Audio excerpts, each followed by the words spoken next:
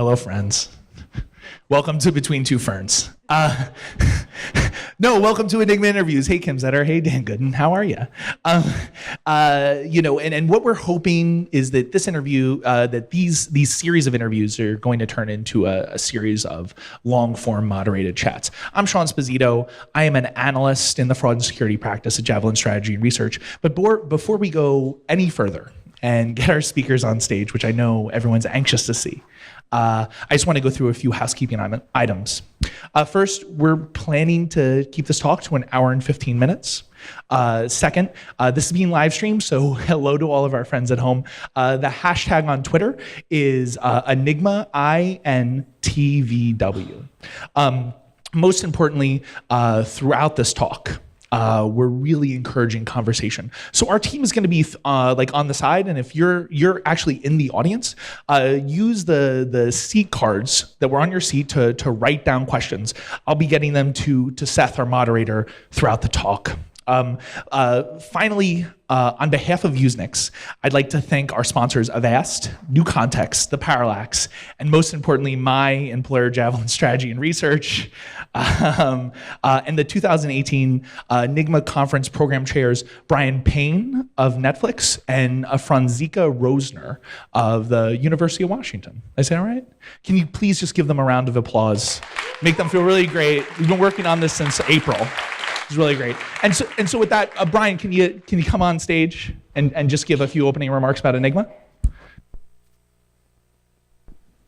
All right. So who is familiar with the Enigma conference? Lots of hands, great. So hopefully you've attended, hopefully you love it. I think Enigma is a really special conference in the security lineup.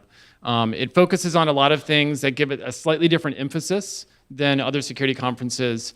What I've seen and what I love about it, and the reason I've been involved with it for a few years now, is their strong desire to be very inclusive. Their desire to bring together academia, government, and industry to talk about really big ideas, and their strong desire to get very good speakers as well.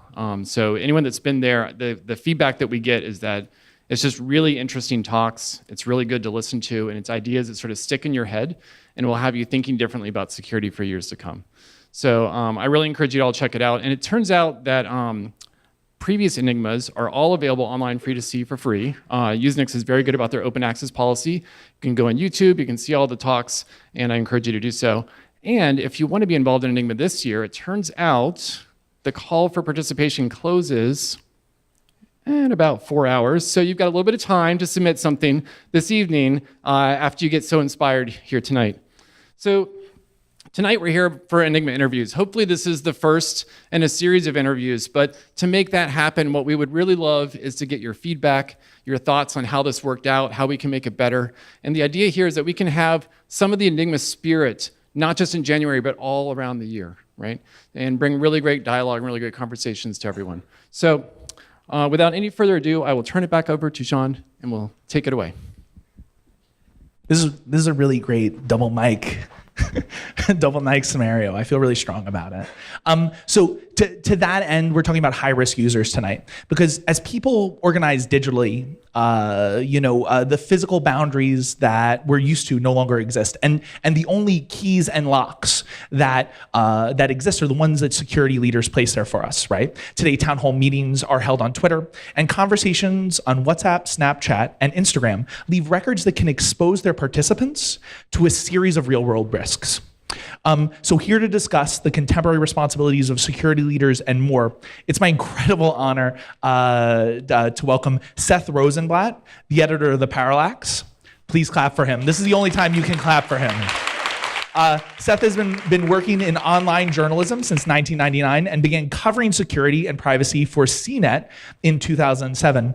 Alex Stamos, who's the chief security officer of Facebook. Is there an Alex? Alex. In addition to Facebook, Alex has held security leadership roles at Yahoo, ISEC Partners, and Artemis. He's delivered numerous keynote addresses, including recently at Black Hat, and co-organized the security conference trusting. Did this turn off? No, it didn't turn off. Good. Oh. And then. Oh. Turn. God, God, you're killing me. All right, I'm sweating. And finally, Eva Galperin. Come up, Eva, please. She's the director of cybersecurity for the Electronic Frontier Foundation. And Eva spent the early 2000s working in security and tech prior to joining the digital rights nonprofit 10 years ago. So with that, I'll leave you alone. You won't see me for the rest of the time. Thank you guys so much for being here. Really, thanks so much. Bye.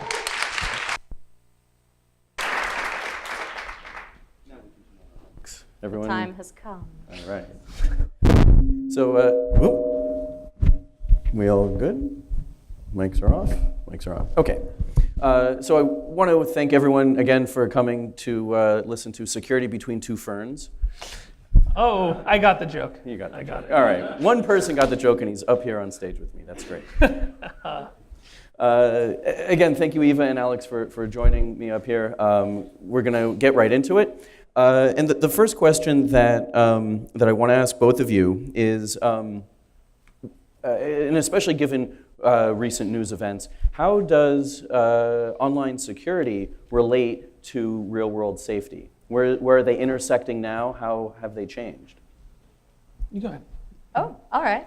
One of the things that I really love about doing events like this is that every once in a while I get pitched a softball. Especially something relating to current events. So I don't know how many of you were following the doxing of Nazis and white nationalists going on last week, but this is actually a perfect example of a situation in which something which is happening online leads directly to effects on people's lives in the real world. Lest I pick on the Nazis, this is also something that happened to the female victims of Gamergate, Sure. in a noticeably less sympathetic situation. This happens to pretty much anybody who has been, a woman or person of color or person with unpopular opinions on the internet. This is something which teenagers who are starting to explore their sexuality or who are queer in places where they don't know anybody else who's queer are trying to avoid by sort of concealing their identities and playing with their identities. So it's really one of the core conceits when we talk about the internet is this notion that there's a world on the internet and then there's in real life, and that these are two separate things. And this is simply not true anymore. And in fact, I would argue that it was never true. The internet is real life, and real life is the internet. And there's really not a big difference between the two in the way that many of us frequently say. Sure. Alex, is that something you agree with? Yeah, totally. And I think we've got to, when we talk about security and safety, one, there's a bunch of languages in which those are the same word, right? So sure. It's actually an interesting tweak of English that we talk about those as being somewhat separate. We try to think of those in our company as being very tightly connected. And I think that's for a couple of reasons. One, the standard security stuff that happens day to day has become a safety issue, right? So the things that were innocuous and fun in the 80s and 90s now have, the games people would play, the doxing, the harassment has gone to the point where it really is a safety issue for both individuals, and the kind of use of traditional information security flaws has shifted away from a lot away from attacks against large enterprises and attacks against large, well-protected organizations towards attacks against individuals who are aligned with them, sure. Right? Which makes it a much more complicated, when you think of the Podestas and such, right? That you have individuals who are part of loose confederations who don't have people protecting their personal information, and then that becomes a national security kind of issue, as well as a personal safety issue for those people. And so you have that issue, and then obviously like the emergence of online platforms, all of the different kinds of ways that they can be abused to cause harm is pretty infinite. Like the truth is that people are very inventive in the use of new platforms to do the things that they've done in the real world for decades. Sure. And we have to be incredibly vigilant to keep an eye on that, and when appropriate to react as quickly as possible. How has that changed at Facebook? We've seen Facebook and other forms of social media used in doxing, in online harassment in ways that have just escalated beyond, I think, what anybody expected. Yeah, so for us, I mean, it's been more of a making sure our enforcement is good than a policy issue. I think for other platforms, if you look recently, they've had to wake up to this. From very early on, Facebook has had policies around doxing and harassment that have been tighter than other platforms. The question is one, there's obviously always a trade-off there between the use of those. For every well-meaning rule you create, there are people who are going to try to use it to suppress the speech of others, right? And so you have to be very careful that when you write these rules and when you enforce them at scale, you're doing so in a way that actually is improving people's safety, is not being used as a weapon to take away speech. And then the other is just how do we, for us, a big focus is how do we continue to enforce stuff as the platform grows incredibly quickly, right? We're about 2 billion monthly users now.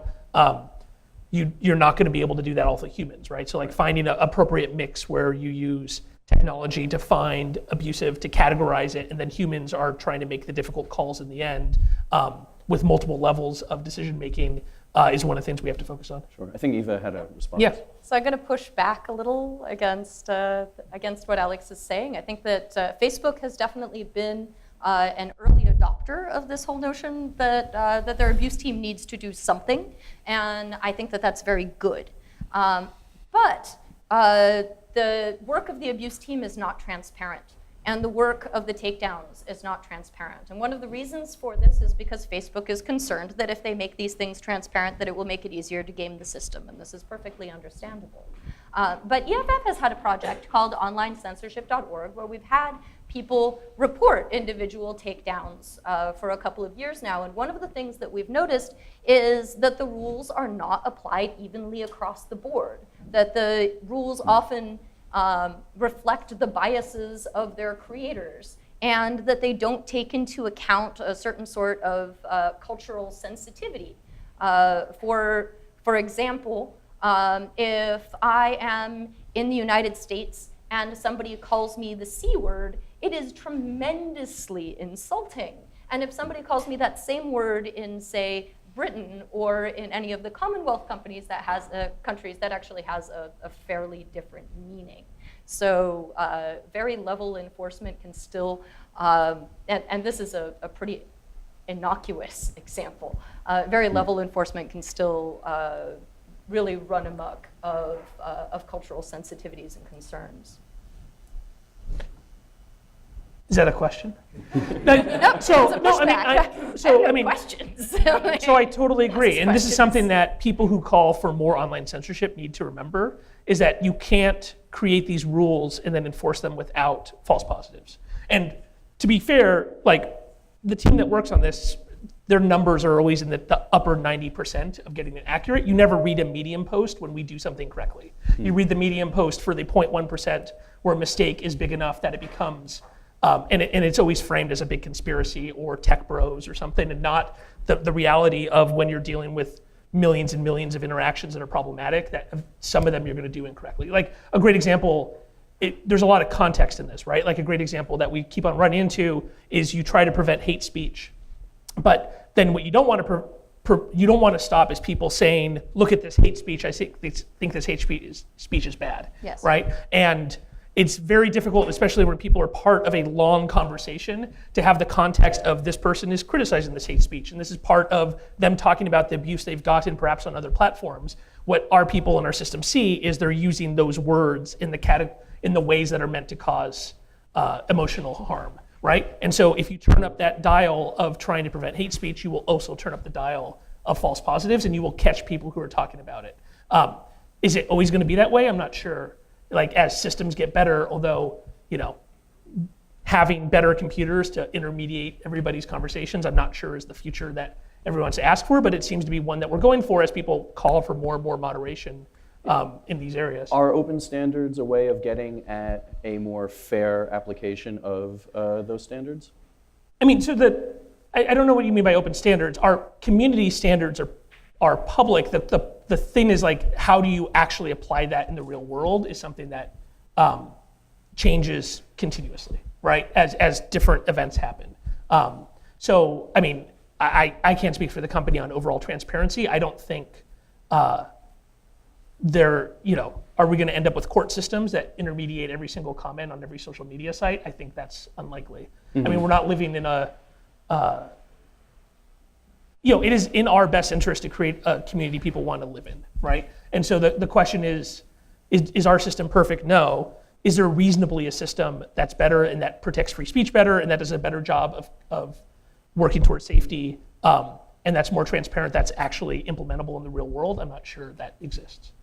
I think we could definitely make some steps towards transparency, and I think that's one of the ways in which you can see the bias in the system. I think that there's no way to find the bias in the system without a certain amount of transparency over the kind of takedowns that take place. You can't even begin to have that conversation without transparency. And this is a situation in which Facebook has not been transparent.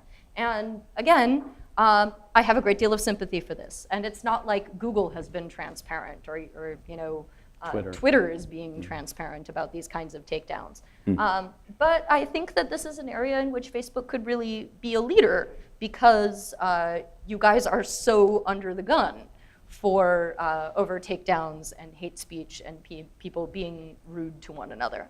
I think there's one other thing to be very careful about. My colleague Jillian York wrote an article fairly recently about the use of an algorithm that Jigsaw came up with to identify harassing speech. And one of the problems with this algorithm is that it was very good at letting speech which was harassing in tone and which was trolling, but which sounded polite off the hook. And then when they finally needled the target into lashing back and being impolite, that is the person that was banned. So leaving these things up to algorithms and, hey, can't you just come up with algorithms that will find the people who are mean and remove them from the internet? This is a very, very hard problem. Sure. I want to move on to our next question. What should an organization do when one of its users uses that organization's platform to put another user of the platform at risk? So specifically, like when someone is undergoing harassment, doxing, threats against their life, what should organizations do? How should they protect their users? I'd love to hear your opinion on this first. All right. I'll jump on that grenade. The first thing that I want to say is that context is everything about what constitutes doxing and about what constitutes a credible threat. For example, researchers at Lucy Parsons Labs have done a very excellent job of tracking threats against the lives of women on the internet. And one of the things that they discovered is that when some stranger says, I'm going to come to your house and kill you, to a woman on the internet in the United States, the chances that this will actually happen, unless you are Brianna Wu, are fairly low. Whereas if a stranger tells a woman in Pakistan, I am going to come to your house and kill you, that is a credible threat much of the time.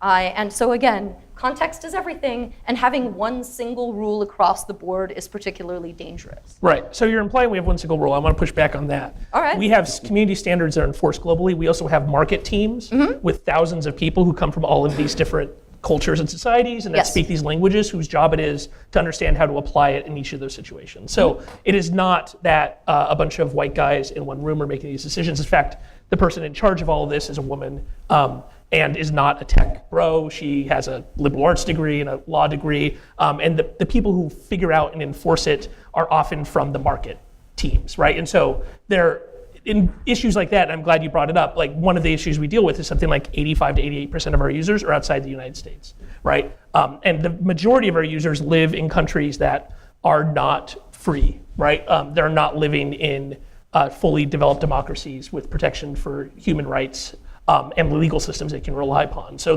when you talk about safety, like the options that we have in places like the US and in Western Europe are very, very different than in the developing countries where the vast majority of our of new users are coming from, right? Are they informed by research on the subject? Yes. Very cool. Right, and the way we think of the safety, so we talked a lot about doxing, but we track dozens and dozens of different kinds of harm. And the way this is thought of is basically we try to quantify as much as possible a couple of different axes.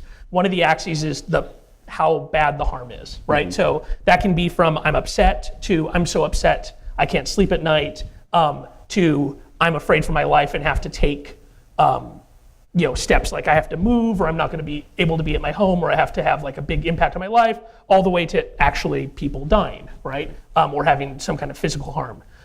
And then another axis is how often does this happen? What's the actual prevalence? And then something that we try to focus on that I think a lot of people don't is we think about how much are we actually responsible for this kind of harm. So there's certain kinds of things that happen in the world that happen whether or not our platform exists. And then there's certain kinds of harm that are invented because of our product, right? And so those are things that we have a much stronger responsibility to react to, because there are things that have basically been invented in the space of social media.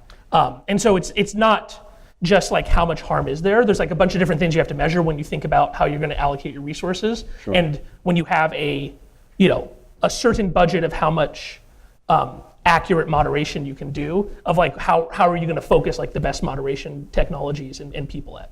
Has this research been made public? I don't think so, no. Secret research. Well, secret research, but I mean, it's honestly, it's easy to talk about transparency, and I understand why you want that, but it's a little lazy too, because the truth is. But the reason there are transparency reports. Right, and there's transparency reports, and we talk about, but like realistically, you're not going to. It's hard for me to think of, especially moderation decisions, where outside of the big picture ones. So like a great example of a place where there's transparency and it didn't make the conversation a lot better is we had a situation where we took down a post by a newspaper that had that famous picture of a naked child in Vietnam, right? Yep. And got all this criticism for it. Yep. And the reason that rule exists is that we had up to that point a very clean rule, which was no naked pictures of children. Because when you start to get subtle about that, a lot of harm starts to creep into the system, right? The ways that you can cause real world harm with pictures of naked children are numerous and horrible. Mm-hmm. And so having a nice clean rule makes it easy to enforce. Mm-hmm. And that's something that we had to get more subtle on. Was our ability to prevent real world harm benefited from a huge pressure campaign in Europe from newspapers based upon what they considered a freedom of speech issue? It turned out not to be. Right, because they were not focused on the real things that were happening on the platform and how people were being harmed. They were focusing on kind of a little bit of a gotcha, right? So I'm not sure we're in a media environment, honestly, where a lot of transparency in this area is going to end up with people being better off. And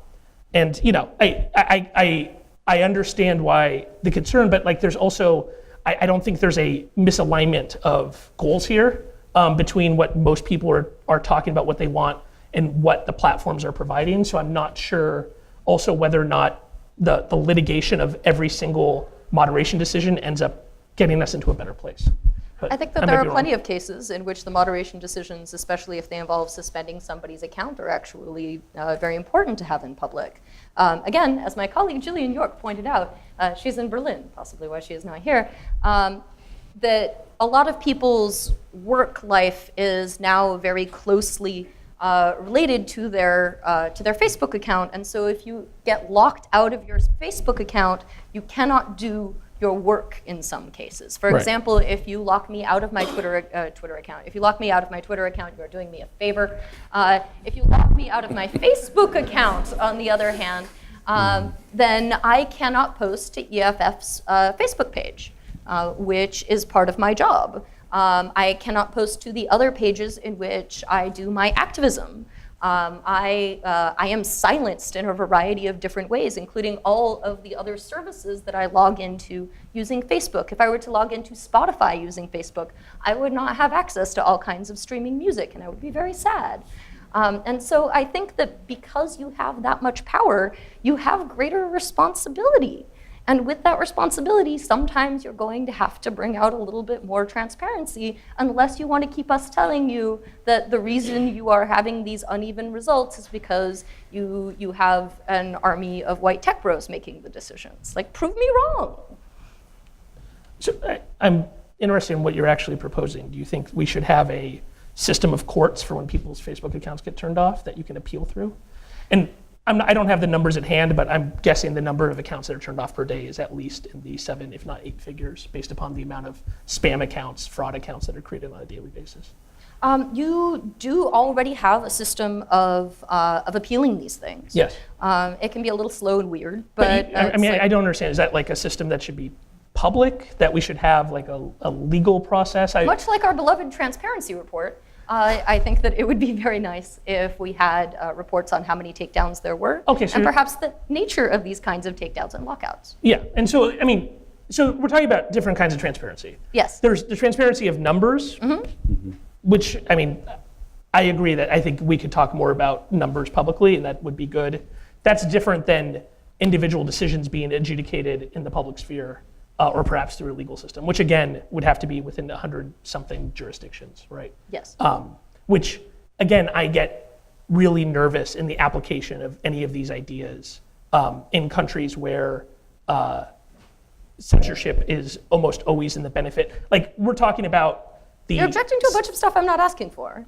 But, well, and to be clear, I like reading Jillian's stuff because Jillian's actually intellectually consistent on this. The vast majority of people that complain about any moderation decision we make want more speech for themselves and their allies and less speech for the other side. That is something you should look for when you read an article about Facebook made a mistake or shouldn't have taken something down, is look to see whether this person is being consistent about, I think they should moderate less or they should moderate more, not just my side needs to win more and the other side needs to win less. Fortunately, I'm here representing EFF. Right, unfortunately, yeah, and I'm sorry, I don't know what the actual, I think about the numbers, that's great. On the individual decisions, I think you got to be really careful about thinking about what kind of standards you want to build that then get applied in places where the censorship requests are much less about individual safety and the other things that happen here about intellectual property and such, and much more about the suppression of individuals, right? And that's one of my biggest fears in that the discussion that's going on right now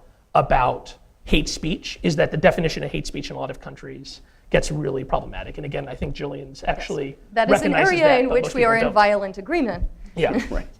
I want to move now from talking about individual users and individuals who are being attacked and threatened online to larger groups. What defines a large group of users who are at risk? And at what point are they considered an at-risk group as opposed to 5 people who are suffering the same problem?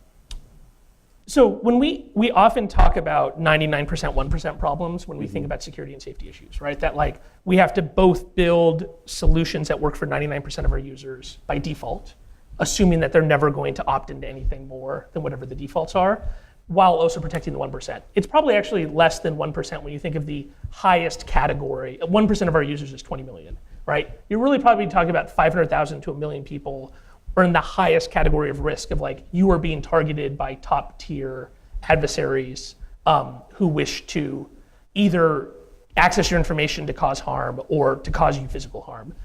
I think when you start to talk about groups, you start to get into that next tier of interesting that is much more culturally contextual of people who are LGBTQ in certain countries, women in Afghanistan. There was an example of there's a number of examples of situations that are kind of emergent properties of cultures when ancient cultures run into modern technologies of how traditional forms of oppression are adapted, right?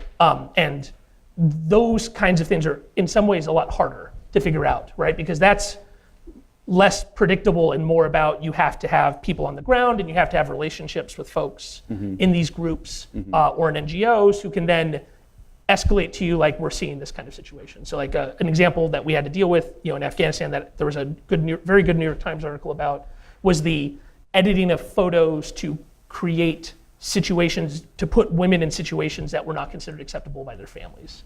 And it was all very subtle, like putting a glass of wine on a table or photoshopping into a picture of like unmarried men and women together that would so subtle it kind of passes by and is not seen by people who are not deep in that culture, but actually can have huge impact on them. And that's the kind of stuff that's actually very difficult and an important reason why you have to build those relationships beforehand. So when those things happen, if you have a women's group in Afghanistan or an NGO that's working on these issues, that they know who to call so they can try to get those issues addressed quickly.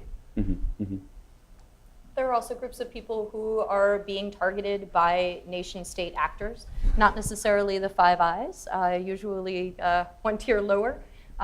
So if you are a pro-democracy activist in Vietnam, the Vietnamese government has gone through a great deal of trouble in order to shut down your accounts, usually by reporting them as being either in violation of the real names policy, or as they have learned, Facebook responds really quickly by saying that they are posting child porn or that they are underage. And this is one of the attacks that I have seen on Vietnamese groups. We've also seen attacks on groups of drag queens, on the trans population in the Bay Area and elsewhere. We've seen attacks on specific journalists, especially Russian journalists and activists who do the majority of their activism on Facebook because they consider it to be a place where they are safe from the Russian government. And also Mexican journalists who are targeted both online and increasingly in the real world. Mexico is one of the most dangerous places on earth to do journalism, and they are killed at an alarming rate. These are also countries where the government controls the infrastructure. And so this gives us some problems when it comes to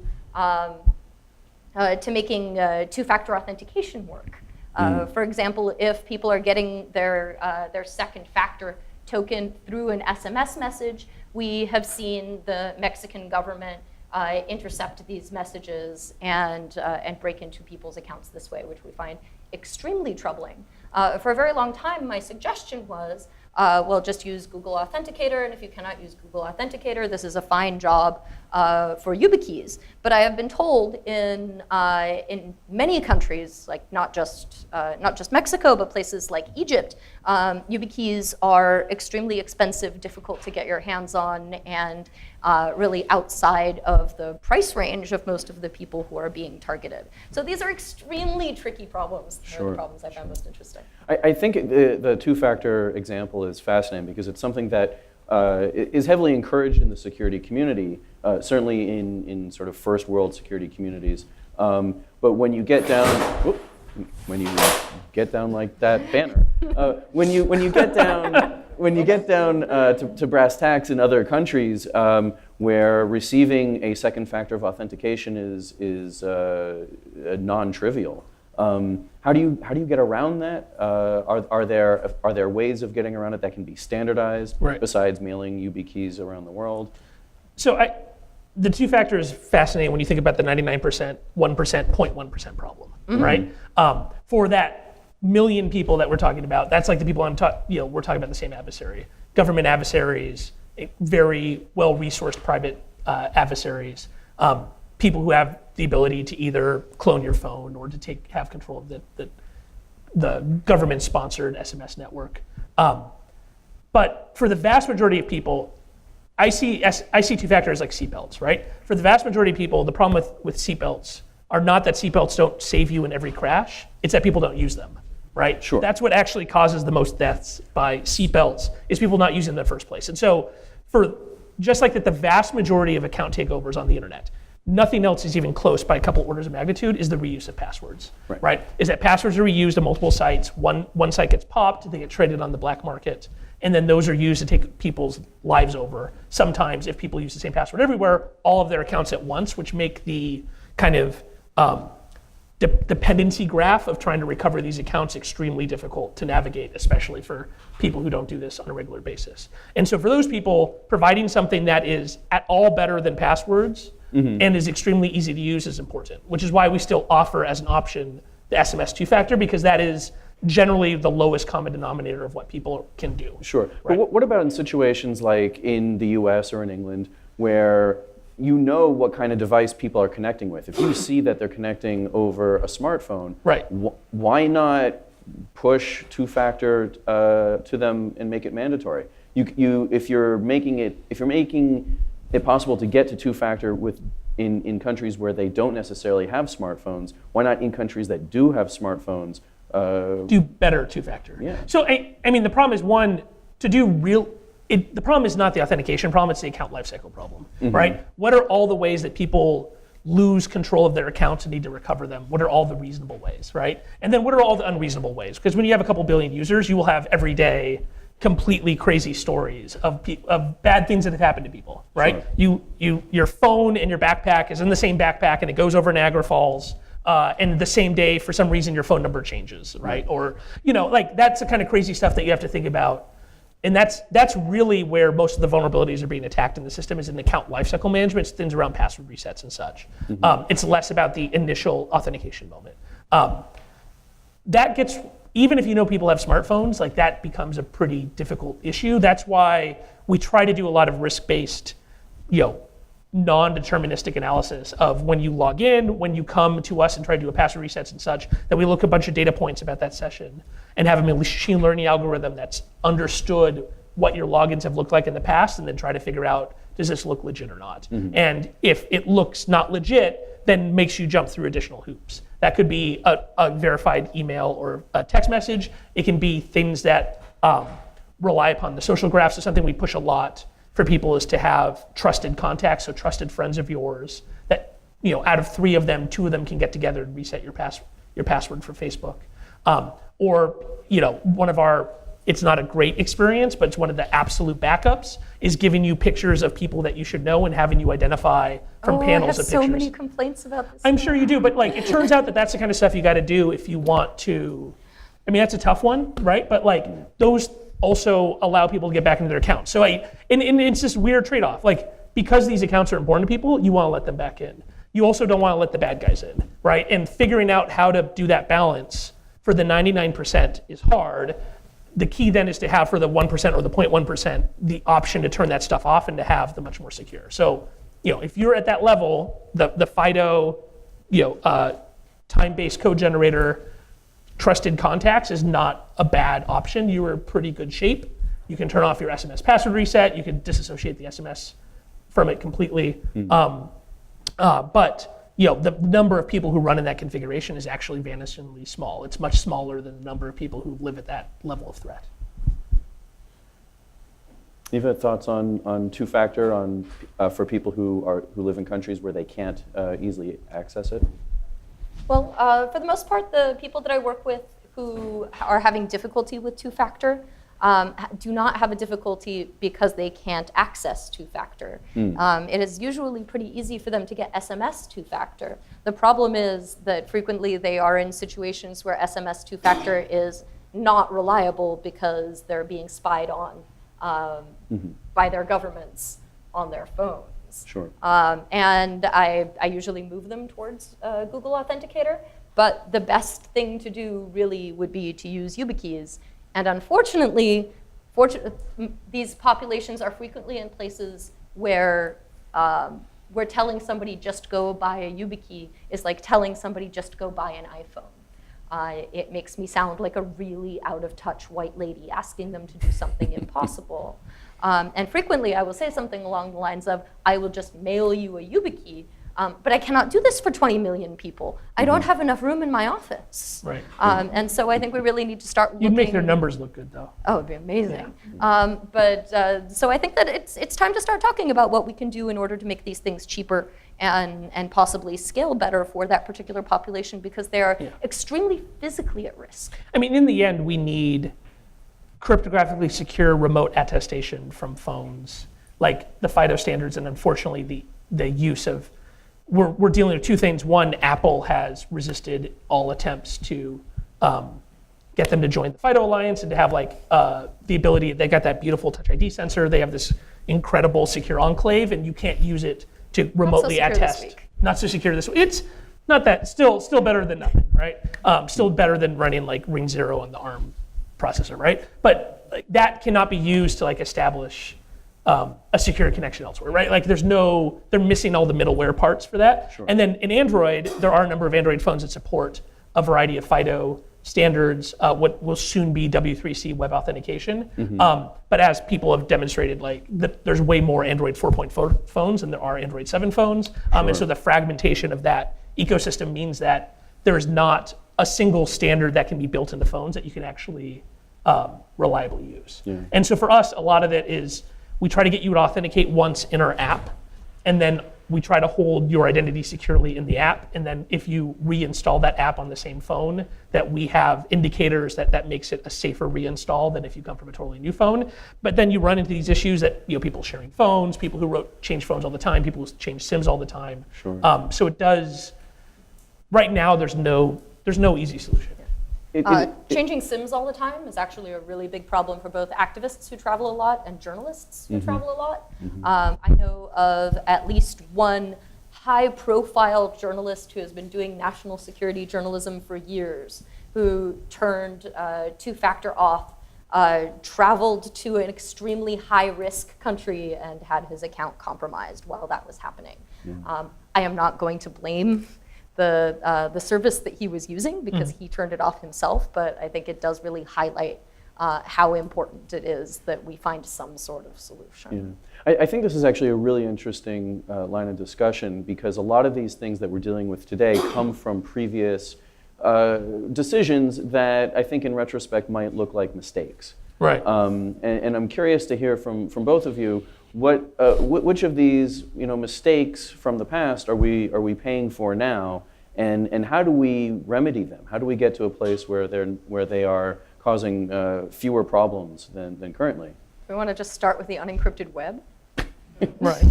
Well, I mean, adopting the 70s mainframe idea of a username and password, and keeping it around all this time. Like it used to be nobody got fired for buying IBM. Now nobody gets fired for using a username and password as the default. So like we've collectively bought in to this horrible authentication. sure, but also there's a reason why passwords are still used. They're effective. They're simple. They're stupid, but they work. And it's, I wouldn't say that they work. They don't work? I mean, Well, so this gets into an interesting discussion They get you about into your account. right. well, that I think for most people that's considered working. Right? This gets you into- can access yeah. what you need to access. So can a lot of other people. Right. And this gets into like this argument about usability and security. And like a lot of people make this argument that usability and security are opposites. I would argue that security and safety are a requirement of usability, right? Like if you have a system and using it's really simple, but at the end of using it, you're totally screwed, then that wasn't usable, right? Like that was something that was easy. That's a different word than usable, right? And Sure. I think passwords fall into that category of just because they're easy doesn't mean that they're usable, because even in the best case scenario, there's still a authentication regime that is not secure against top tier adversaries. Like even the most paranoid people, you will eventually fall for a phishing attack, right? Like it would be very difficult to live your entire life and never, if you only used passwords for everything and never fall for a phishing attack. And when you're going against those kind of adversaries, screwing up once is game over. Right. But we're still using them, and Yeah. all of the innovations that have been talked about over the past 10 years, including things that are generally effective, like say Apple's Touch ID and other forms of authentication that are simple for people, still don't have, I would say, mass adoption. Everybody knows how to use a username and password. Touch ID is interesting in that it does demonstrate the tyranny of the defaults. That we don't have these numbers publicly, talk about transparency, but I am sure that Apple's internal numbers show that when they changed the default setup, that Touch ID became something that they bug you about over and over again, that those numbers exploded, right? It's also a great example of the misplaced priorities of the security industry, of what I kind of talk about Black Hat about security nihilism, is when Touch ID came out, everybody thought it was so sexy to go print out a 3D printed thumb based upon somebody's thumbprint and lick it and fool the Touch ID, and not realizing like that's not the actual problem that people are facing. The problem people are facing is they don't want to set a PIN because it's inefficient. And so making something a little bit easier and slightly less secure against a very advanced adversary collectively massively improved the safety of people's phones. And for the 99%. And then if you have people who are so paranoid that they're worried about people lifting their fingerprints and creating fake thumbs, then you still do have options on an iPhone. We actually ended up with a different set of problems when sort of Touch ID became ubiquitous for iPhones. And believe me, I do spend a lot of time yelling at Apple. It's not just Facebook. No. My rage is We have an for Apple everyone. representative here. We can ask him up. My Tag range is team. for everyone. So one of the biggest problems that really came out of the ubiquity of Touch ID was that it created this lower standard for searches in the United States by police. Yeah. And the courts ruled that some jurisdictions ruled, we have an EFF lawyer in the audience who's surely wincing as I say this, Right. ruled that requiring somebody to touch their thumb to their phone was not the same thing as compelling them to enter their password, and therefore had a lower standard which it had to meet before they could compel you to do it. And this was tremendously dangerous, especially at protests, as we have seen. So the big danger is not just that somebody will fake your thumb, it's that a policeman will say, go stick your thumb on your phone and show me what's inside. As much as I disagree with the legal precedent, I also think we need to be careful not to over pivot towards, it's a lot of fun in the security industry to think of like, my adversary is NSA, right? Like, I need to live my life so that of the Five Eyes can't spy on me. And the truth is that's probably not your real adversary. I think people are really bad at their threat modeling, and it's fun among privacy and security geeks to think that we're all James Bond and that we all, our biggest threats are, like, if you're at a protest, yes, turning off Touch ID, yeah, that's the kind of advice you might want to give to people who are protesting. Indeed I do. But I wrote a guide. Right. But like, we got to be real careful when we talk about that stuff publicly to not give people who don't spend their entire time thinking about what their threat model are the incorrect impression about the security of these. I'm going to be a jerk and push back a tiny bit, which is that for most of us, our threat model is not the NSA and it's not Five Eyes, and I applaud you pointing that out, because in security we do spend a lot of time patting ourselves on the back talking about how cool and elite and James Bond we are. Yeah. But for a lot of people, especially people of color in the United States, their threat model is the police. And that's not unreasonable. That's just their everyday lives. And so trying to make things easier for people with that threat model, I think, is actually really important. Later I will yell at Apple. So, I mean, well, I'm interested, do you think Touch ID shouldn't exist then, or shouldn't be a default? I think it shouldn't be a default. That's interesting. I totally disagree. All right. Well then, we've solved that problem. Yes. Alex, what do you think of passwordless authentication? This is a question from the audience. Things like gulp recognition, retina scan, face image mapping, risk-based authorization. So, I mean, we do the risk-based. Like I said, every login we're looking to try to catch, every day we catch many, many people who log in with the correct username and password, but isn't the real people, right? And so I think every large provider has a responsibility to implement a risk-based authentication model where you're looking at each individual login and then not just deciding whether somebody gets in or not, but marking logins that look sketchy to then trap them later when they try to do something really dangerous, like change the reset password, or change the password or change the password reset, right? So there's a lot of gradations of risk-based modeling that you can do. And I think you have to do that if you operate at any scale larger than a couple million users, realistically. All that other stuff, one, it's got to be remotable, right? So like, all that biometric stuff generally happens locally, right? Like, it's not something that you can send to us securely and that we can make a determination of whether that's you or not. And so that's why you end up with standards like the FIDO standards, where the idea is that you have a local biometric authentication to the device, where the device makes a determination and then can make a assertion to us whether that determination was correct or not of who you are. And then two, like I said before, authentication's easy, account lifecycle management's hard.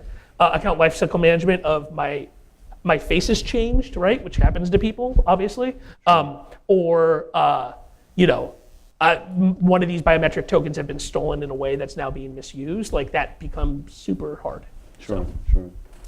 So one of the things we're working on the account lifecycle issue is one of our guys, Brad Hill, has built an open standard to try to allow services to vouch to each other that this person is who they are. And so you can try to, instead of everything being attached to your email, which means that your email gets compromised and then the attackers look back for all your sign-up emails and then they automatically go to each one of those sites, resets the password and take over all of those different sites, that you can create a more complicated kind of N of M system where you can decide, I want these 3 or 4 institutions to be able to reset my password. And perhaps if you're super paranoid, one of those institutions is somebody who's going to look at your passport at a physical branch, right? We don't have physical branches, but I could see a model in which, US Postal Service or FedEx or somebody who has 2,000 locations countrywide has the ability to say, yes, this is who you are, and then gives us a cryptographically secure indication that you want to reset your password. I'm sure there's a lot of interesting precedent that would come out of those kinds of things from a legal perspective. But like that's some of the things we're trying to work on the account lifecycle management is at least to build the infrastructure so you can start to have imaginative solutions that don't have to be centrally decided by us. Sure. I thought it was interesting that you said that all large companies should be investing in risk-based authorization. How do you encourage the ones that haven't done that yet to do so? It's hard because there's no good off-the-shelf solution here, right? Like this is actually a under-invested area. Things that which way too much venture capital have gone into and companies that will go completely out of business. Host-based ODay malware detection, cloud-based host malware detection, a bunch of advanced network intrusion detection systems, a bunch of stuff to do with logging, like all this stuff. Way too much VC has chased them. Sure. One thing that has not enough VC has chased is this kind of risk-based authentication. Because like for us, we've got something like 50 or 60 people that work on that. And we can afford to do that. Most companies can't afford to put a team of engineers and data scientists and machine learning experts on this kind of problem. And so I do suggest people do it. You start simple. I would like to see the emergence of third parties that can make it more of a drag and drop thing where you drop their JavaScript locally and do a callback or something to get it. And there's some of that, but most of that's based upon follows where the money is, which is ad fraud, right? So there are a number of companies that do that kind of risk-based, are you who you say you are thing, but they're mostly focused on trying to prevent ad fraud and other kinds of click fraud. Sure. How important is it to get the Silicon Valley venture capitalists to invest in these very unsexy, but it sounds like essential security areas? Yeah, I mean, the investment patterns of professional venture capitalists is one of the great weaknesses of the security industry, right? Mm-hmm. Sorry? You buy your magical amulet? Yeah. Right. I mean, I'm not going to use a steak and oil term because it's overused, right? But like, there's a real overemphasis on finding either what is the sexy problem of the day that is really technically complex and a lot of fun, and therefore is talked a lot about security at security research conferences. Solving that, which turns out to always be a feature and not an overall product, and certainly not a company. There's a lot of money gets thrown into those problems, and then a lot of money gets thrown into things that banks like. So there's this kind of hierarchy of when you start a venture-backed security product company of you sell to Goldman Sachs, all the other banks go to the FSI-SAC meetings and the Goldman Sachs guys. There's actually one guy who I'm not going to call out just to save his inbox. All good salespeople know who he is. There's like one guy at Goldman Sachs that you have to convince that you have a good security product, and then maybe they'll test it and buy it. And then all the other banks are like, well, Goldman did it, so we should do it too. So they all throw in a couple $1 million. And so this is like the established way that you build a security product company is that you hit a couple, aerospace, big banks, some, maybe retail, depending on the kind of things you're shooting for, that you go for 3 or 4 big companies at the top of these pyramids, and then you expect that your solution will then trickle down into everybody else, and you'll build like an SMB business later and such. And because that's the way venture capitalists think about how the business plans are going to fund, and that's the kind of things they do when they're on the board, the things that they push people to think about, you end up with these big society level problems not being addressed because they're not specifically the problems of the 20 companies that can make or break your startup and make or break you going from seed to Series A. Sure. And so it's a huge problem. I don't know what to do about it. Other than this, fortunately, venture capital is a self-correcting enterprise, and that a ton of companies are going to go out of business at 0% effective interest rates. Venture capitalists have the ability to extend the life cycle of these companies an incredibly long time, and because of and create kind of what looks like reasonable exits because of acqui-hires and because it's so hard to hire good security people right now. Sure. They're able to exit these companies and at least get their investment back and not take an immediate hit. When LP money starts drying up and they have to be actually more careful about their investments, it will self-correct, but we're looking at probably 5 or 10 years in the cycle for that. I'd like to change directions and talk about metadata. I went all capitalist on you, Ava. I'm sorry. So metadata is always a fun topic, and I'm curious, given that we were talking about transparency reports and what can be shared from a company like Facebook, how much metadata is necessary in order how much metadata does a company need to collect in order to keep its users secure? Where's the threshold? What's too much metadata? I understand your framing of this problem, but I think that it might be perhaps a little bit misleading because no company thinks of it this way. No company, especially a social media platform, thinks, what is the minimum amount of data that we could be collecting on our users? No, because data on your users is your lunch money.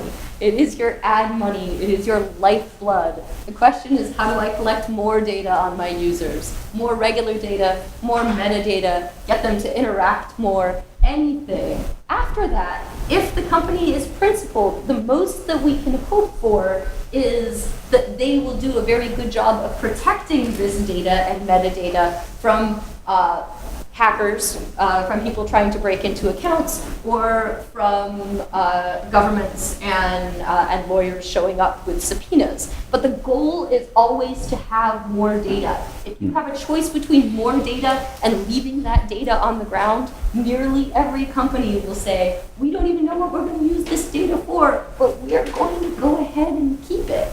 And I think that's actually a really hard mentality to fight against. Because even if the security people say, we really don't want to have this data when the government comes calling, the growth hacking team will show up and say, oh, but we want all of this data right now because it could be very useful later, because this is how we get more users and attract more advertising. And in my experience, this is an argument that happens within many companies. And the growth hacking team usually wins because they're the people who bring the money in, and I think that's very sad. And all of my showing up in front of companies and telling them you shouldn't have the data when the government comes calling makes me feel good, but I'm not really sure how effective it is. Sure. Yeah, so you're oversimplifying a little bit about how these conversations happen. 30 minutes. We have 30 minutes. Well, we got plenty of time. You gotta make sure your mic's on. Yeah, or maybe make it closer to your mouth. I don't know. Can you hear me now? No? No? Silence? Yes? Tap it. We'll get you a handheld mic. Okay. All right. Yelling? We can yell. Yeah. So I just stalled my way out of response. Yeah, that was good. That's good. We're not going to let you get away with it. Look, so first off, you got to think about the vast majority of data that law enforcement requests to solve crimes is, so a lot of it is metadata, and that points to the identity of people. And generally it is stuff that a company is going to have to operate. It's also content that, in the social media case, we have people's photos because they upload their photos. And we have their writings because they write stuff. And then there are pieces of identifying information that we might have that is useful, like email addresses, IP addresses, and such, that some of them you have to have forever, and some of them you don't. And for the stuff you don't, we actually have, in some cases, really aggressive, in some cases, less aggressive rules about at least anonymizing that stuff or reducing the radius of that piece of identifying information to where it captures a larger number of people, right? Mm-hmm. Like in dropping octets of IPs and such. And most people don't realize this, but like you can actually read a lot about this if you go to the website of the Irish Data Protection Commissioner, because for all of our operations in Europe, all the big tech companies, we basically have statements that we make and are audited by generally the Irish is the controlling data protection commissioner in Europe, where they have these statements. And so you can go read this humongous report that they've done on Facebook, where you can read after 30 days, this is thrown away, after 60 days, after 90 days. The other, to talk about voracious access to data, you got to think about what is actually financially useful information, and a lot of the metadata stuff is not financially useful, and therefore there's not a lot of fight over it. Things that demonstrate people's. Then why?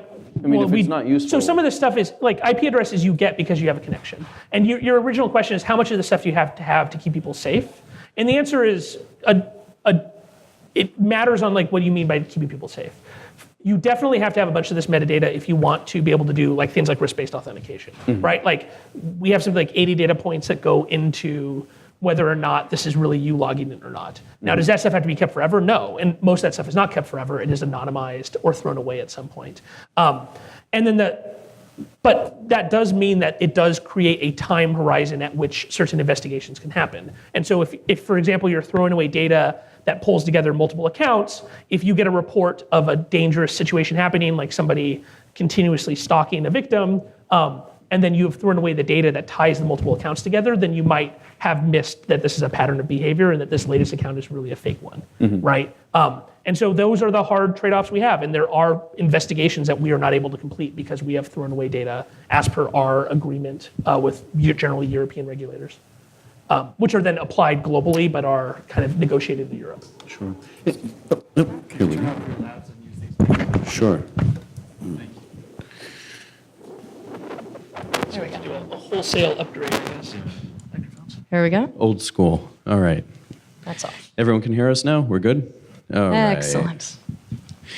So I want to flip the question, and instead of making it about how much metadata is needed to keep people safe, and I'm especially curious to hear from Eve on this, how much metadata, like what's the minimum threshold that a company should collect in order to exist? Like companies obviously need to collect some kind of metadata, otherwise we wouldn't have these services in the first place.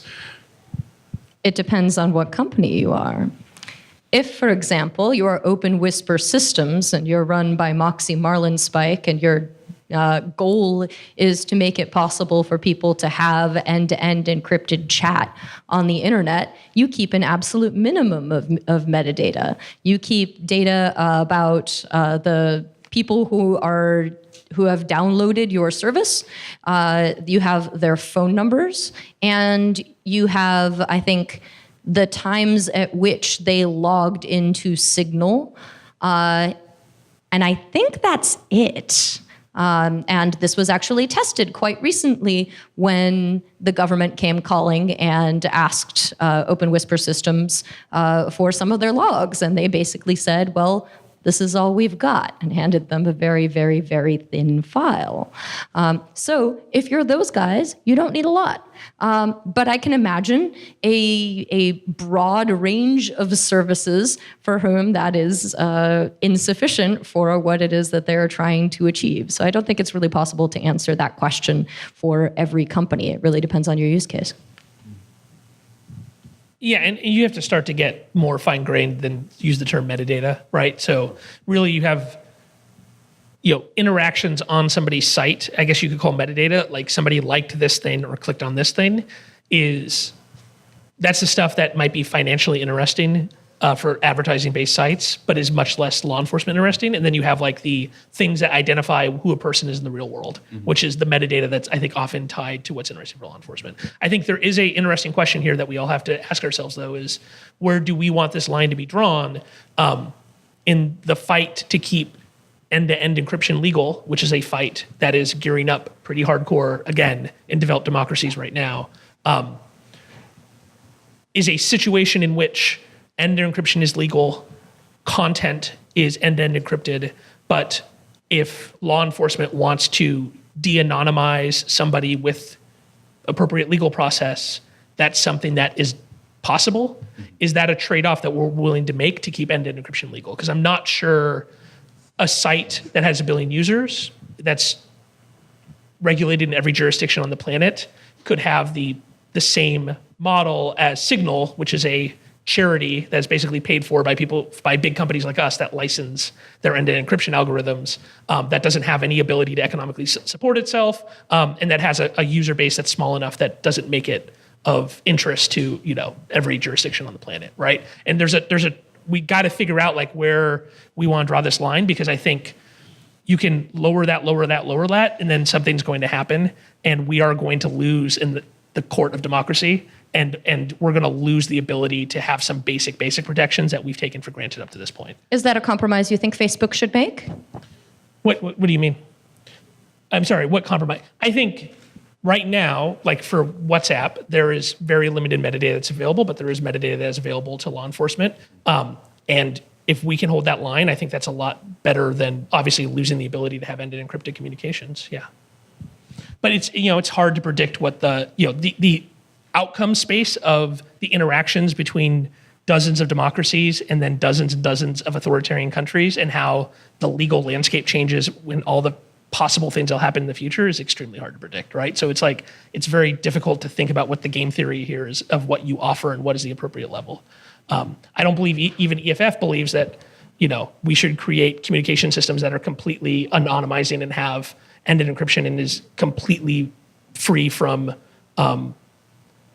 completely independent from any law enforcement requests or any ability to police them. And you see that in that you guys also want us to do things like keep women safe online. That's a hard thing to do when you have absolutely no ability to do any kind of enforcement. Like, you can build places that have absolutely no enforcement, they all become 8chan, right? Like, if you give people complete anonymity and absolutely no enforcement, unfortunately, the reality of our world is it's not just full of Egyptian democracy protesters and well-meaning woke people.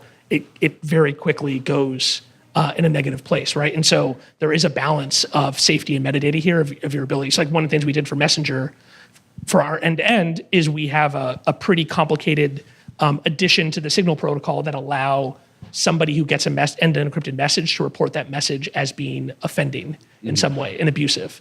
And that is the kind of thing you have to do if you don't want your feature to be used to abuse women in the developing world, for example, which are situations that we actually see in the real world.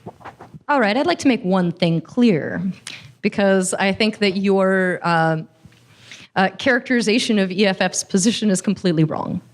EFF believes that there should be a variety of tools out there with a variety amount of data that they collect. We believe that they should all reply to valid and legal court orders for information with the information that they have. But EFF is a strong advocate of anonymous speech and of speech that other people cannot decrypt. Even if we occasionally yell at Facebook because we would like them to protect women, that doesn't mean that we don't support Tor, and that doesn't mean that we don't support Signal. And these are both tools that have neither of these features. There is a place on the internet for anonymous speech, and it is extremely important. It is one of the most important underpinnings of liberty and democracy, and I am offended by the notion that you think that we might not support that. I did not mean to imply that. I'm just saying I don't think We're cool. Signal model is I don't think the Signal model is a model that you could apply to a billion user social network and then maintain the current laws as they are. Well, the example you gave was 8chan, and isn't there a difference between group communication and communication between individuals? Right, so there's group communication and individuals, and then the other thing that is not completely obvious on end-to-end messaging products is whether or not you can reach out to somebody, you can meet people without having any kind of real-world communication. So one of the benefits Signal and WhatsApp get is that because they're tied to people's phone numbers, it is less likely that you're meeting complete strangers, right? Like, you can't go into Signal and just search for Eva Galperin and find you, right? You can do that in Messenger. And so that's one of the things you have to think about from an abuse perspective. The kind of abuse you see is very different. Like, if somebody gives you their phone number, the number of ways you can abuse that person actually vastly expands, depending, since we have so many things in the current technology world that is tied to phone number, which is ridiculous in some ways, but that's just the reality. And so you have to think about what kind of data you collect in those situations and what kind of abuse reporting and enforcement structure you have in a situation where you can do a search and say, I want to look for teenagers of this gender who live in this area, and then reach out and talk to them over end-to-end encryption. Like, that becomes a very different situation. When we were in the green room earlier, we had an interesting and brief conversation about how teenagers are using tools like Instagram, and they're not keeping posts around. They're not keeping emails around if they're even using email. And I thought that's a really interesting way around the issue of, is your data encrypted? Is it available publicly? They're just deleting it. It's not there. Should we be following their lead? I mean, I think teenagers are interesting because to most teenagers, they actually have a very good knowledge of what their threat model is, and their threat model is their parents, right? And so the vast majority of these kinds of emergent behaviors by teenagers online, I think, is actually aimed at that, which is fine. I think where things start to get dangerous is when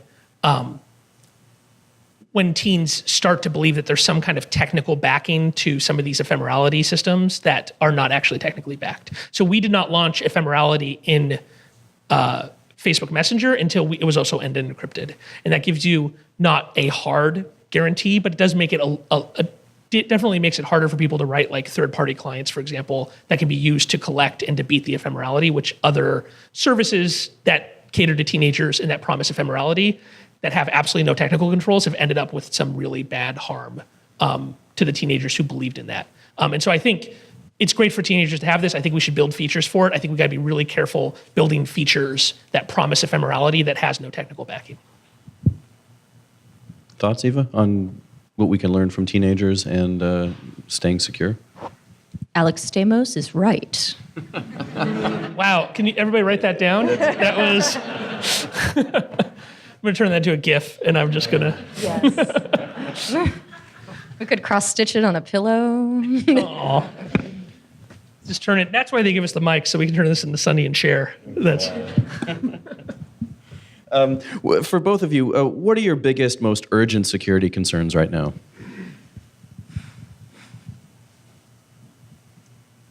I mean, because you're the CISO of EFF as well, right? I mean, you do have like the defensive operational job. So it'd be interesting, like what is your biggest security concern? Well, to put things in perspective, Alex Stamos is the CISO of a planet-wide organization with like 1 billion users, 2 billion users. I am sort of the equivalent of a CISO of an organization of 80 people. But it makes it harder because it's 80 people with an extremely high threat profile. Right? Yes. I'm actually seeing a really interesting development in the area of sort of third-tier state actors, which is to say that I sort of cut my teeth tracking nation-state actors that were not the Five Eyes or China or Russia, so not the big sexy ones that everybody is super interested in, but the stuff that nobody cared about, like Syria in 2011 when most people could not find Syria on a map, Kazakhstan, which most people still cannot find on a map, Vietnam, which didn't even have an APT number. This is the sort of stuff that I was working on for many years. And one of the things that we discovered was that these nation states were buying software made in Western countries and deploying it in order to spy on activists and journalists. One of the most interesting developments that we've seen in the last couple of years is that the lowest tier of those nation states bought that stuff and then didn't know how to use it. If you look through the hacking team emails, young man named Phineas Fisher went ahead, broke into hacking team, dumped their entire mail spool, including most of their support mails. And so you can see a bunch of support mails from governments like Azerbaijan saying, how the hell do we use these things? Only not in a language that anybody who did support a hacking team could understand, which sure made things awfully awkward. So one of the ways that we think that they've been getting around this problem is that they simply hire criminals to do their hacking for them. And the trouble with criminals, as Alex Stamos will probably agree with me here, is that criminals are difficult to predict because they take on a whole lot of different jobs, and they're extremely noisy because they do so much criminal stuff. Lots of crime. And this makes them very difficult to track, really difficult to predict, and a total pain in my ass. But I think that's really where sort of third-tier nation states are going right now. And it is making my life quite unpleasant. Yeah, no, I totally agree. The nation state stuff is interesting because there's a real trickle down effect of you have the Five Eyes, China, Russia, Israel, like the the really advanced countries will create a innovation in cyber warfare. I know that makes me, I'm wearing a sport coat so I can use cyber. You also have a beard. I also have a beard, yes. I'm a bearded man with a sport coat. I can say cyber as much as I want. So like there'll be these innovations in cyber warfare. They'll then, trickle down into all the other countries, right? And so, we do a lot of work in that area. We're massively expanding our team that tracks you. We track dozens and dozens of threat actors. We work with EFF on that. We work with Citizen Lab and some other folks who have the ability then to reach out to victims and work with them directly. And then another area of focus there is then on, one of the innovations at the higher levels is that you don't necessarily have to hack people's accounts to mess with their democracies, right? And that's obviously been an area of focus for us, is the more subtle ways in which organized attackers can manipulate the modern media and social media together to affect their outcome, perhaps with very little or no traditional technical InfoSec issues. And so, spending a lot of time thinking about that and how we respond to that, because also, again, that is something that is trickling down. We talk about the US and Russia a lot, but the truth is that there's a bunch of places in the world where now the same kind of activity is being seen on a smaller scale, but in situations where, because these are emerging democracies, where there's often violence after elections, where causing people to not accept the outcome of an election could end up with real death toll, like it becomes incredibly critical to try to prevent the use of digital propaganda in those situations. So that's a big area of focus for like kind of the top end sexy stuff. Another area that I'm really worried about is how do we keep people safe on our platform in the real world mobile environment, right? So like I like to do this test. Okay, I want to see everybody hold up their phone. I'm going to do a survey. Obedience to authority. Yeah, obedience, right. Obey. I need the shirt. Okay, everybody hold up their phone. Okay, only lower your phone if your phone cost less than, say, $400 brand new retail. So keep your phone up if it's over $400. Lower your phone if your phone is not made by Apple, Samsung, LG, what are the other big, Motorola, HTC. If you lower your phone, it's made by any other manufacturer. Now it's San Francisco, so it's gonna be some hipster like Kickstarter manufacturer, so that doesn't really count. Okay, keep your phone up if it's an iPhone. Okay, look around. This is not what the world looks like, right? Like the median new user that we're at 2-point-something billion people, the median new user for us is living in a developing country, a probably not completely free country. They're using a smartphone, but as a smartphone from a hardware perspective is probably something like a 2014, 2015 top-of-the-line Android phone, probably costs less than $50 US retail. It is probably running a version of Android that's 12 months to 24 months old the day they buy it. So the day they walk out of the retail store, it is vulnerable to dozens of local and several remote exploits. And so that's like a big area of like, how do we keep those people safe? The normal InfoSec solution would be, well, okay, it's their problem, right? Like they have an untrustworthy OS, it's their problem. We can't accept that. We have to keep them as safe as possible. And so some of the things we're working on, we already kind of roll our own crypto. So all those apps on those Android phones encrypt the data before it leaves the process space. They're running their own crypto. That way we can use top of the line crypto algorithms. We're rolling out things like Curve 25519 and such. And we can do things like pinning and stuff and not rely upon a possibly backdoored OpenSSL layer in the OS. And then we're looking at kind of other self-defense mechanisms that you can use to make sure that app is, if there's malware running elsewhere, it's the DRM problem. You can't be perfectly secure, right, if somebody else controls execution, but you can at least make it harder than it is in most cases. So. Is Facebook doing anything to ensure that these security tools and techniques make it out to other companies so that people who are using apps that are not Facebook? I know there's only a few of us left, but and we're working on that. Right, yeah. I'm sure. I mean, so like, WhatsApp.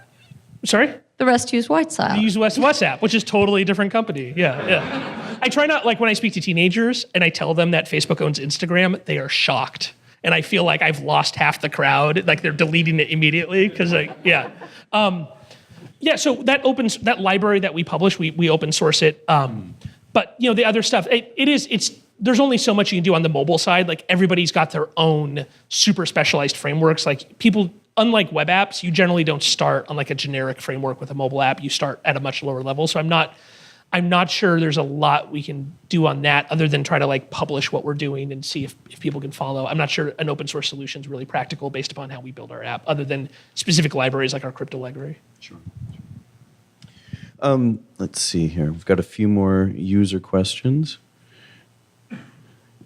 Oh, here's a fun one for Eva.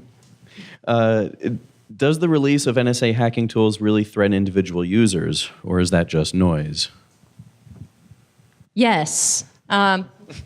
Slightly longer answer. Yes, the release of NSA hacking tools does threaten individual users, not because the NSA is going to go after them using these tools, but because there is already a history of criminals picking up these tools, and in fact, other government actors picking up these tools and using them against ordinary people or possibly extraordinary people who are being targeted by governments. So yes, this is something that you should be extremely concerned about. And if you are being targeted by one of these tools, the chances are that it is not the NSA. The NSA has already tooled up with a bunch of other new exciting tools that we haven't even heard about yet. Out of their cool code name generator. Yeah. I think GCHQ has better code names. They're all Harry Potter themed. Are they? Oh yeah, there's a lot of really good ones. And Doctor Who. Doctor Who. Okay, well, you gotta give it to the Brits. Are the Australian ones all beers? Is that? I'm just trying to think. If only. Yeah. I think the shadow brokers thing is so. I totally agree with everything Ava said. I think the shadow brokers release. Release is really interesting because it's almost a perfect laboratory experiment as to people's assumptions about the vulnerabilities equity process. And it turns out a lot of assumptions were incorrect, right? The eternal blue bug was patched well before the exploit was out.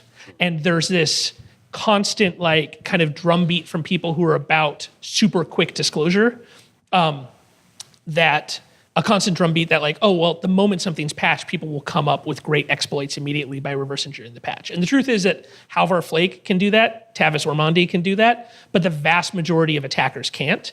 You did not see a huge amount of MS, it wouldn't be Eternal Blue, but of MS17-010, there was not a bunch of exploitation based upon reverse engineering after Microsoft released the patch.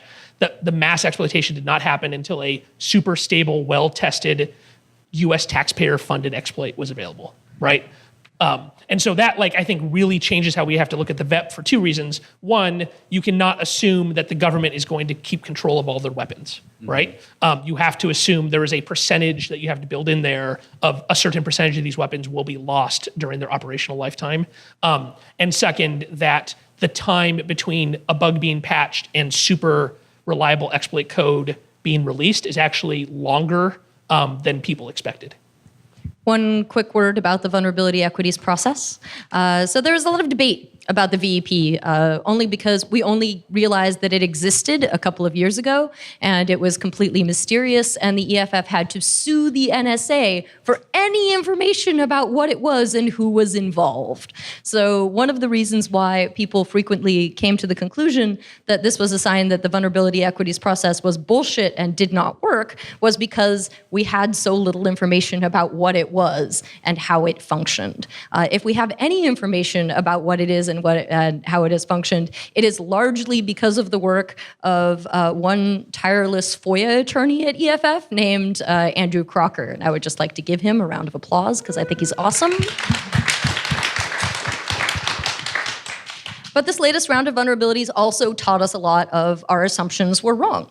And that it's entirely possible that one of the reasons things turned out the way they were is because the vulnerability equities process worked. But if the vulnerabilities equities process works that well, I'm not really sure why the government is so reticent to tell us more about what it is and how it works. Yeah, I would say if NHS is being taken offline, that the VEP didn't work, right? And then the other, wow, I'm to your left. That's NHS amazing. is British, and so if it doesn't work for them, how does this reflect on the US? Right. Here's a question. So there's language in the NDAA to reform the VEP. Do you know if EFF has taken a position on that? Kurt, do you know? Okay. Okay. No, we do not know if we have yet come up with a position on that, but I will be in the meeting when that happens. We've got time for one more question. I want to ask a follow-up to the NSA and government spying question. Can you talk about any anecdotes that involve individuals being targeted over any platform? Any anecdotes of individually targeted by NSA? By governments, specifically by government agencies. I mean, we have that every week, right? That we'll have. So, I think people, so the anecdote, I cannot go into detail on this. There has been some reporting by Nicole Perleroff on this specific situation, right? So she wrote an interesting article about some activity out of a Middle Eastern country targeted against Americans. I think the interesting lesson for me in seeing the government hacking that actually happens is that it's much less technologically advanced than you would think. Often, especially, a lot of this hacking is military to military, right? It's against the defense industrial complex. I mean, obviously, Ava and us work together on things like democracy, activists, and such, but there's a whole nother class of kind of traditional military level intelligence gathering that has moved to online. And generally, most of these attacks are straight up social engineering with extremely small technical components, often against young men. It's male brain 1.0 is an unpatchable piece of software. And so, so like we've had this discussion with people in the militaries who have been targeted, of which we are neutral there, of, we don't want people to be targeted over our platform at all. It's like you have to provide, this is the kind of thing you have to provide training. And I think that's going to become more and more an issue for companies and enterprises, is this kind of activity of like widespread social engineering using honeypots, online, not in the electronic sense, but in the more traditional KGB in a hotel in Moscow sense, against a wide variety of the people in your organization, that's going to start to move up the chain, not just against like uniformed military members and the defense industrial complex, but to higher and higher targets. Eva, does this track with what you're seeing? Oh, absolutely. And again, I have more insight into what happens to journalists and activists than I do into people working in the military-industrial complex. But it is largely... You don't have a Raytheon contract? Weirdly, they don't return my calls for some reason. It's very disappointing. But I see a lot of the same stuff. I see honeypots. I see a lot of phishing. In fact, the majority of the targeting is phishing. And you would think phishing is so simple. Why do people keep doing it? And the reason is that it works. It's tremendously effective. You really don't have to get that fancy. It is rare for me to see a nation state deploy malware against activists and journalists these days. I pray for malware. I can reverse malware. But instead, what they do is they usually just send straight up phishing. And honestly, if they're determined enough and they're persistent enough, all they really need is for you to have one bad day and it works. Which, though, we've been very negative up here. I think demonstrates how we can really make things better. If we can collectively, via the things that we educate with people inside the platform, we have a bunch of stuff. If you go to facebook.com/journalists, we have like a whole checklist of the things you can do to protect yourself as a journalist in country. If we worked together to raise the bar, if all these people were being hacked by ODAs and malware, that would be a huge victory, right? Because that means that the adversaries would have to be taking risks to burn their vulnerability, to burn their malware. Like there'd actually be a cost to each of these operations. And right now, these operations are pretty much cost-free. They only cost like the cost of the secret policeman who has to sit there and pretend to be a 19-year-old redhead, right? Like if we can raise the cost that they have to actually use technical means, then that would be a huge victory. And I think we can get there, right? Like we just need to make sure that those million people globally who are in that level have all gone to Touchpoint at some point, and that they have somebody they can call when they have a question. Like that's the real problem, is that there is no geek squad for I'm a journalist in Syria unless you work for CNN or New York Times or somebody who has a professional team or there is. It's you. I'm not going to suggest that every single person who has a problem call me, because I enjoy sleeping. But one of the things that you might consider is Access Now has a helpline which you can call, and they will give you basic privacy and security advice.